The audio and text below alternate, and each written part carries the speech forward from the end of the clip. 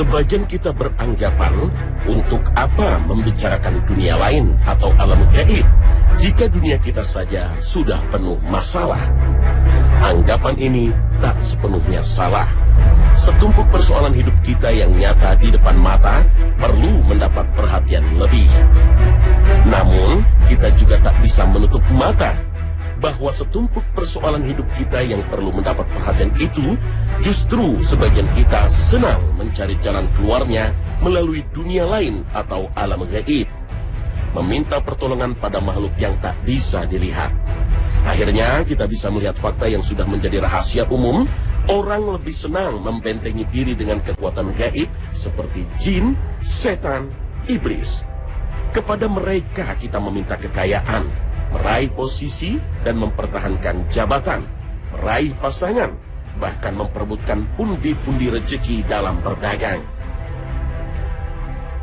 Alam lain itulah dunia jin, iblis, dan setan. Sebagai seorang muslim, kita tidak bisa menolak keberadaan makhluk itu, karena memang mereka ada dan faktual. Allah Subhanahu wa Ta'ala menciptakan mereka, tentu ada hikmahnya. Lalu siapakah sebenarnya mereka itu? Apa hubungannya dengan kita? Dan pantaskah kita takut pada mereka? Pemirsa, Khazanah pagi ini akan mengungkapnya.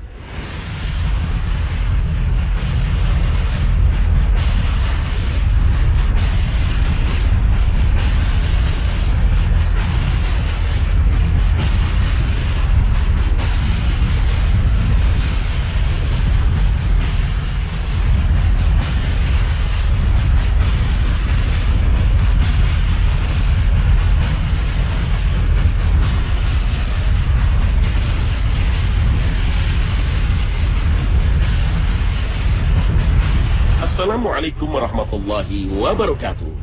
Pagi yang berkah ini, Khazanah kembali hadir ke ruang Anda. Tentunya sebuah tema hangat telah kami siapkan untuk Anda, mengajak Anda berpetualang di luasnya Khazanah ilmu pengetahuan Islam. Badan Antariksa Nasional Amerika NASA menyebutkan bahwa usia bumi kita ini Antariksa Nasional Amerika NASA menyebutkan bahwa usia bumi kita ini sekitar 12 sampai 18 miliar tahun.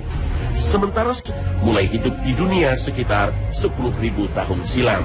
Ini artinya bahwa bumi telah ada jauh sebelum manusia menempati bumi ini. Lalu siapakah penghuni bumi kita ini sebelum Nabi Adam alaihissalam diciptakan? Ilmu pengetahuan modern tidak pernah mengungkap adanya makhluk yang menghuni bumi sebelum manusia.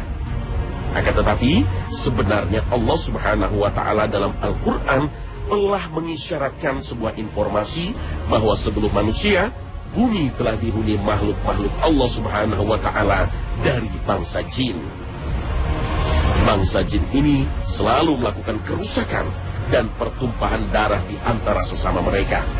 Hal ini bisa kita pahami dari ucapan para malaikat kepada Allah Subhanahu wa Ta'ala saat Allah memutuskan untuk menciptakan Adam alaihissalam. Ingatlah ketika Tuhanmu berfirman kepada para malaikat, "Sesungguhnya aku hendak menjadikan seorang khalifah di muka bumi." Mereka berkata, "Mengapa engkau hendak menjadikan khalifah di bumi itu orang yang akan membuat kerusakan padanya dan menumpahkan darah?" Berfirman, "Sesungguhnya aku mengetahui apa yang tidak kamu ketahui." Al-Quran Surah Al-Baqarah ayat 30. Ketahui. Al-Quran Surah Al-Baqarah ayat 30. Allah Subhanahu wa Ta'ala kemudian mengirimkan para malaikat untuk mengusir bangsa jin sampai ke pulau terpencil di tengah lautan.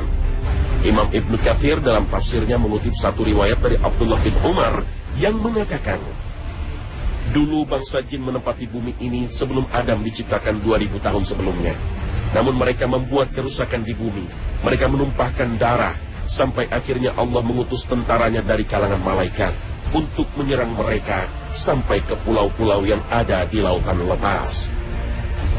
Oleh karena itu, keberadaan jin di bumi kita ini merupakan fakta yang harus kita yakini bahwa mereka itu ada. Lalu untuk apa keberadaan jin di bumi kita ini? Allah menjelaskan dalam firman-Nya, "Dan aku tidak menciptakan jin dan manusia, melainkan supaya mereka mengabdi kepadaku." Al-Quran Surah Az-Zariyat ayat 56.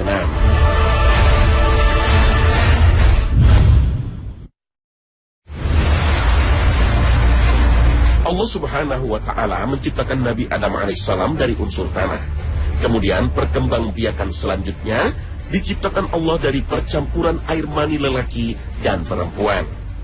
Demikian pula halnya dengan bangsa jin. Allah menciptakan mereka dari unsur api. Api ini menurut ulama tafsir adalah api murni yang tidak memiliki asap. Allah berfirman, Dia menciptakan manusia dari tanah kering seperti tembikar, dan Dia menciptakan jin dari nyala api. Al-Quran Surah Ar-Rahman ayat 14 hingga 15. Makhluk jenis ini terkadang disebut Al-Quran dengan jin, terkadang iblis, dan ada pula yang disebut setan. Apakah mereka satu jenis atau mereka tergolong makhluk yang berbeda-beda? Iblis termasuk dari kalangan bangsa jin.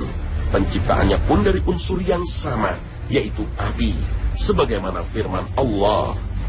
Dan ingatlah ketika kami berfirman kepada para malaikat, sujudlah kamu kepada Adam. Maka sujudlah mereka kecuali iblis. Dia adalah dari golongan jin. Maka ia mendurhakai perintah Tuhannya. Patutkah kamu mengambil dia dan turunan-turunannya sebagai pemimpin selain daripada aku, sedang mereka adalah musuhmu? Amat buruklah iblis itu sebagai pengganti dari Allah bagi orang-orang yang zalim. Al-Quran Surah Al-Kahfi ayat 50. Saat Allah memerintahkan iblis bersujud pada Adam alaihissalam, iblis menolaknya dengan dalih dirinya lebih mulia dari Adam alaihissalam, karena ia diciptakan dari api dan Adam dari tanah. Api menurutnya lebih mulia dari tanah. Allah berfirman, apakah yang menghalangimu untuk bersujud kepada Adam di waktu aku menyuruhmu? Iblis menjawab, saya lebih baik daripadanya. Engkau ciptakan saya dari api, sedang dia engkau ciptakan dari tanah. Al-Quran Surah Al-A'raf ayat 12. Lalu bagaimana dengan setan? Apakah berbeda dengan bangsa jin? Setan merupakan makhluk dari bangsa jin yang kafir. Al-Hafiz Ibnu Hajar Al-Asqalani dalam kitabnya Fathul Bari menjelaskan, jin dan setan adalah sebutan untuk satu jenis makhluk yang sama. Perbedaannya terletak pada bentuk kekafiran dan keimanan mereka. Maka jin yang beriman tidak boleh disebut dengan setan. Lebih menegaskan akan fakta ini, Al-Quran menyebutkan bahwa iblis termasuk golongan bangsa jin, dan anak cucunya disebut setan. Allah berfirman, dia adalah dari golongan jin, maka ia mendurhakai perintah Tuhannya. Patutkah kamu mengambil dia dan turunan-turunannya sebagai pemimpin selain daripada aku, sedang mereka adalah musuhmu? Amat buruklah iblis itu sebagai pengganti dari Allah bagi orang-orang yang zalim. Al-Quran Surah Al-Kahfi ayat 50.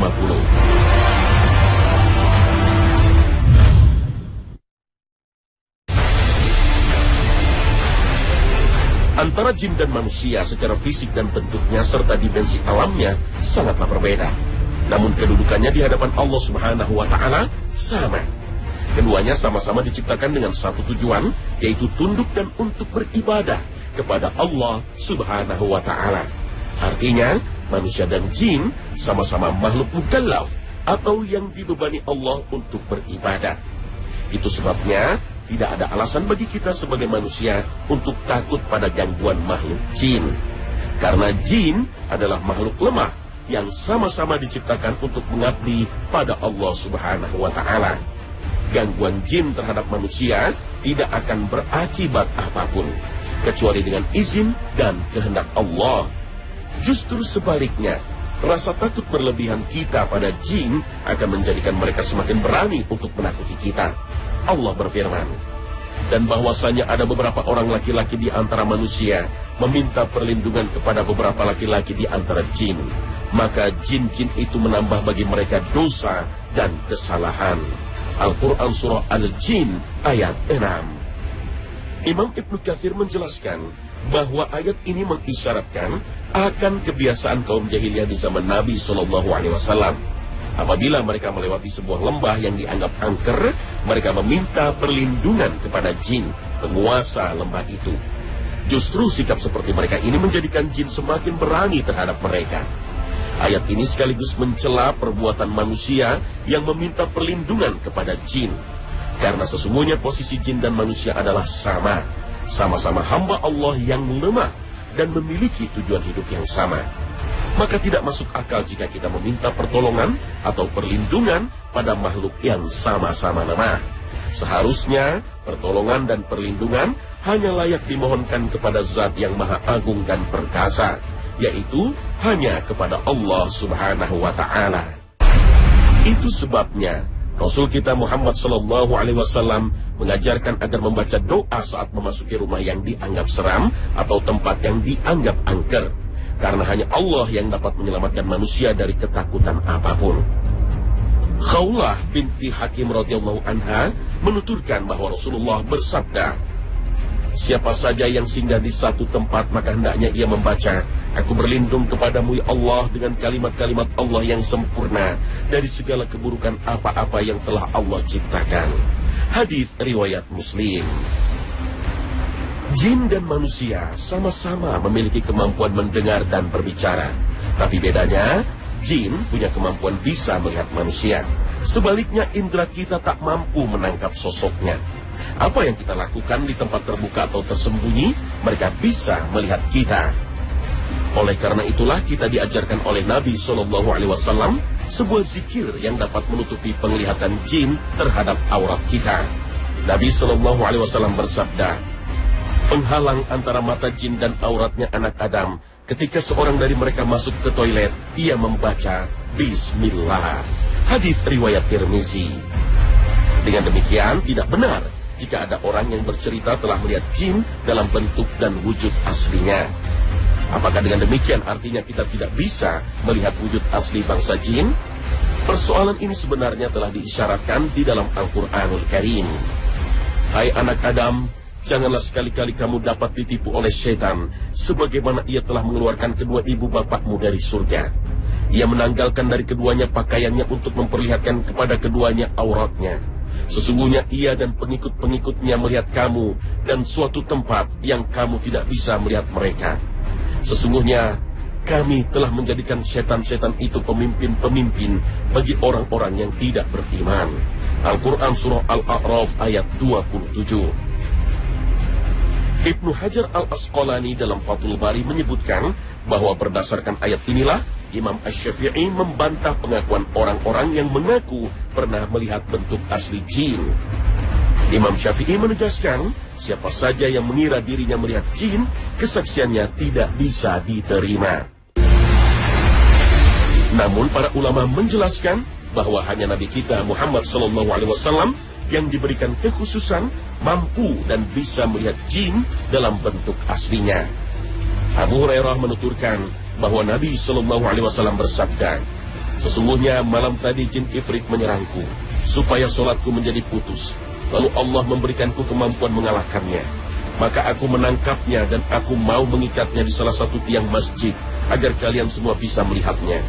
Namun kemudian aku teringat dengan permohonan saudaraku Nabi Sulaiman yang pernah berdoa, ya Allah, berikanlah kepadaku kekuasaan yang tidak akan pantas dimiliki oleh siapapun setelahku. Hadis riwayat Bukhari.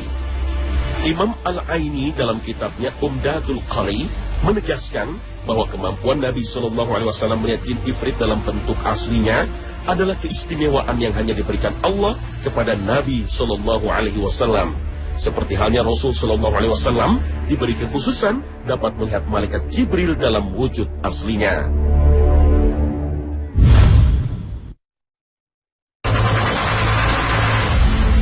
Nabi Muhammad SAW diutus menjadi penyampai risalah Allah ke segenap bangsa jin dan manusia. Dan sampai detik ini pun bangsa jin wajib menjalankan syariat Islam sama seperti kita. Hal ini sudah menjadi kesepakatan atau ijma' para ulama. Kesepakatan ini berdasarkan pada sabda Rasul SAW. Sesungguhnya tak satu apapun yang ada di antara langit dan bumi kecuali ia mengetahui bahwa sesungguhnya aku adalah seorang nabi, kecuali pendosa dari bangsa jin dan manusia. Hadis riwayat Ahmad. Namun dalam menyikapinya, kaum jin tidak jauh berbeda dengan kita. Di antara mereka ada yang kafir, ada yang beriman, dan bahkan ada sosok jin yang saleh, sebagaimana disebutkan Al-Quran. Dan sesungguhnya di antara kami ada orang-orang yang saleh, dan di antara kami ada pula yang tidak demikian halnya. Kami menempuh jalan yang berbeda-beda. Al-Quran Surah Al-Jin ayat 11. Seperti halnya kita, bangsa jin juga bisa mendengar bacaan Al-Quran. Bahkan mereka terkagum-kagum saat mendengarkan Al-Quran dibacakan. Allah Subhanahu wa Ta'ala menceritakan sekelompok jin yang terkesima dengan bacaan Al-Quran dalam firman-Nya. Katakanlah, hai Muhammad, telah diwahyukan kepadamu bahwasannya telah mendengarkan sekumpulan jin akan Al-Quran. Lalu mereka berkata, sesungguhnya kami telah mendengarkan Al-Quran yang menakjubkan, yang memberi petunjuk kepada jalan yang benar. Lalu kami beriman kepadanya, dan kami sekali-kali tidak akan mempersekutukan seseorang pun dengan Tuhan kami. Al-Quran Surah Al-Jin ayat 1 hingga 2. Sebuah riwayat menyebutkan bahwa ayat ini diturunkan karena hal yang sangat luar biasa. Bangsa jin yang sebelumnya bebas berkeliaran menembus langit, bisa mencuri berita-berita dari langit, tiba-tiba terhalang. Abdullah bin Abbas menuturkan bahwa Nabi SAW pernah bersama sekelompok sahabatnya berangkat menuju pasar Ukkaz. Saat itu setan telah dihalangi dari berita-berita langit. Telah dikirim bintang kepada setan sebagai penghalang. Maka setan-setan kembali menemui kaumnya. Lalu kaumnya berkata, apa yang terjadi dengan kalian? Setan-setan itu menjawab, telah ada penghalang antara kami dan berita-berita langit dengan dikirimnya bintang. Kaumnya berkata, tidak ada penghalang antara kalian dan berita-berita langit, kecuali telah ada sesuatu yang terjadi. Pergilah kalian ke seluruh penjuru timur bumi dan baratnya. Lalu perhatikanlah apa penghalang yang ada antara kalian dan berita-berita langit. Maka berangkatlah setan-setan yang ada di daerah Tihama untuk mendatangi Nabi SAW. Saat itu para sahabat sedang berada di pasar Ukkaz. Ketika Rasul dan para sahabat sedang melaksanakan sholat subuh, setan-setan yang datang itu mendengar bacaan Al-Quran. Mereka menyimaknya dengan baik, sehingga mereka pun berkata, demi Allah, inilah yang menjadi penghalang antara kalian dan berita-berita langit. Perkataan ini pula yang disampaikan ketika mereka kembali kepada kaum mereka. Lantas mereka berkata kepada kaumnya, wahai kaumku, sesungguhnya kami telah mendengarkan Al-Quran yang menakjubkan, yang memberi petunjuk kepada jalan yang benar. Lalu kami beriman kepadanya, dan kami sekali-kali tidak akan mempersekutukan seseorang pun dengan Tuhan kami. Hadits riwayat Bukhari.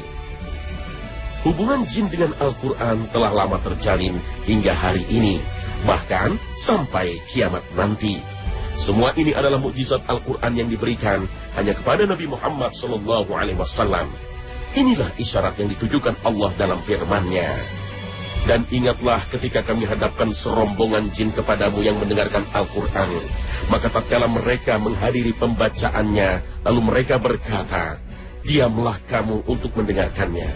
Ketika pembacaan telah selesai, mereka kembali kepada kaumnya untuk memberi peringatan.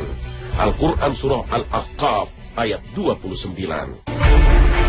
Kedatangan sekelompok jin kepada Nabi SAW menunjukkan akan jangkauan kenabian yang beliau emban, bahwa Nabi Muhammad SAW telah diutus kepada jin dan manusia. Oleh karena itu, sekalipun jin manusia sama-sama memiliki tujuan yang sama, yaitu beribadah kepada Allah, tidak ada utusan Allah dari bangsa jin, seperti halnya Rasul di kalangan manusia. Di dalam kitabnya, Imam Al-Qurtubi menegaskan, sesungguhnya para Rasul hanya berasal dari bangsa manusia dan bukan dari jin. Penegasan ini diperkuat oleh Imam Ibnu Katsir dalam tafsirnya pada surat Al-Ahqaf ayat 29, bahwa Nabi hanya diangkat dari manusia. Sedangkan dari bangsa jin, hanyalah ada seorang yang memberi peringatan kepada sesama jin. Tidak ada Rasul dari kalangan mereka.